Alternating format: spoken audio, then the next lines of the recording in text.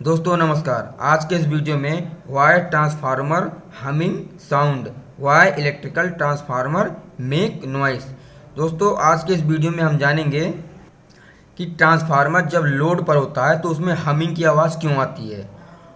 तो दोस्तों यही सब जानेंगे कि ट्रांसफार्मर में हमिंग की आवाज़ क्यों आती है। तो दोस्तों बने रहिए वीडियो में लास्ट तक। अगर जानकारी अच्छी लगे तो चैनल को सब्सक्राइब कर दीजिएगा। सब्सक्राइब करने के बाद बेल आइकन का बटन जरूर दबा दीजिएगा।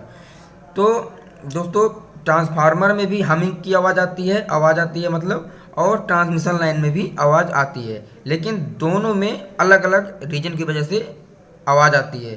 ट्रांसफार्मर में चुंबकीय फील्ड के कारण आती है और ट्रांसमिशन में कोरोना इफेक्ट के कारण आती है। तो दोस्तों हम ट्रांसफार्मर में हमिंग के बारे में जानेंगे। दोस्तों मान लीजिए कि यह कोई ट्रांसफार्मर है जिसका अंदर का कोर है, ठीक है। ये अंदर का कोर है, ठीक है। ये हो गया, इसकी पत्तियां हो गई जो एल होती हैं, ई होती हैं, आई होता है। तो ये इसकी जो इसके अंदर बाइंडिंग होती है। और ये एक तरफ हो गया इनपुट, एक तरफ हो गया आउटपुट, ठीक है। ये इसकी कोर है, जो इसके ई आई यू होते हैं ना दोस्तों, ये इसके कोर हो गए। दोस्तों ये समझने से पहले मैं आपको एक एग्जाम्पल के तरीके से समझाऊंगा आपको, तब आपको ये पूरा क्लियर समझ में आ जाएगा कि इसमें हमिंग की आवाज़ क्यों आती है। सपोज दैट दोस्तों मान लीजिए ये कोई हमारा कंडक्टर है, वायर है। तो जब इसमें करंट का फ्लो होता है तो इसके चारों तरफ चुंबकीय फील्ड फ्लक्स उत्पन्न होता है, जनरेट होता है, ठीक है। जब इसमें करंट फ्लो होगा तो इसके चारों तरफ चुंबकीय फील्ड उत्पन्न होगा। उसी प्रकार दोस्तों इसमें ट्रांसफार्मर में भी हमिंग की आवाज़ आती है चुंबकीय फील्ड के कारण। अब वो कैसे आती है, सपोर्टेड मान लीजिए कि जो ये ई आई प्रकार की पत्तियां होती हैं जो लेमिनेटेड करके बनाई जाती हैं, ये आपस में लेमिनेटेड होती हैं। इनमें ऐसा नहीं कि मतलब पत्ती आपस में जोड़ देते हैं, ये इनके ऊपर एक लेयर चढ़ी होती है जो लेमिनेटेड होती है। लेमिनेटेड इसलिए होती है ताकि एडी करंट लॉस ना हो, एडी करंट, इसीलिए इसको लेमिनेटेड करके बनाया जाता है।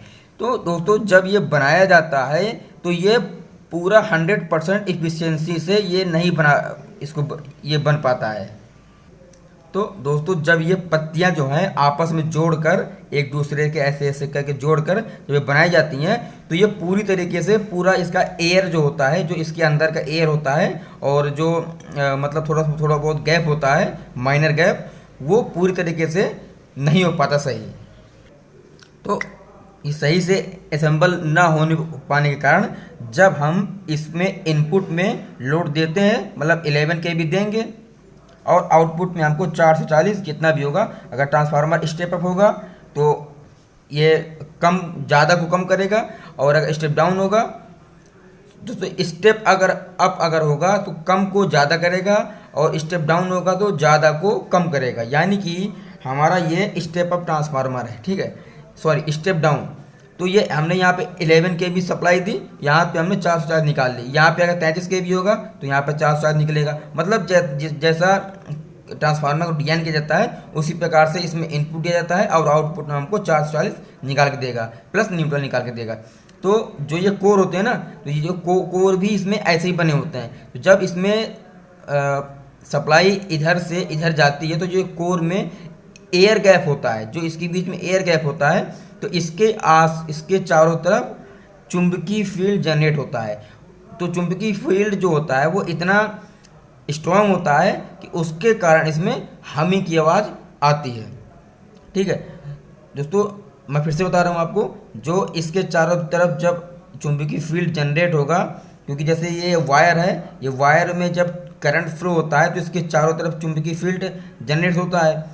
तो उसी प्रकार इसमें भी होता है कि जब इसमें 11 kV सप्लाई हम देंगे और यहाँ से 440 सप्लाई निकाल लेंगे तो इसके कोर के चारों तरफ चुंबकीय फील्ड जनरेट होता है, उसी के कारण इसमें हमिंग की आवाज़ आती है।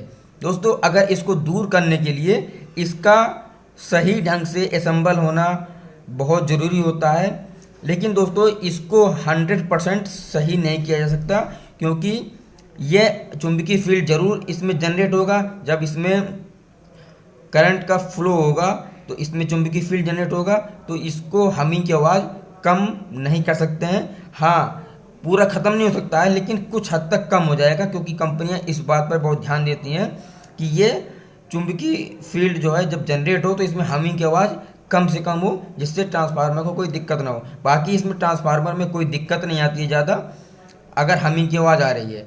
तो दोस्तों, मैं उम्मीद करता हूँ कि आपको जानकारी अच्छी लगी होगी, और जानकारी अगर समझ में आई हो तो दोस्तों कमेंट करके बताइएगा। और अगर कोई भी आपको इस वीडियो से संबंधित कोई भी क्वेश्चन हो तो कमेंट करके ज़रूर बताइएगा, मैं उसको अगले वीडियो में कवर करने की कोशिश करूँगा। तो दोस्तों, नमस्कार।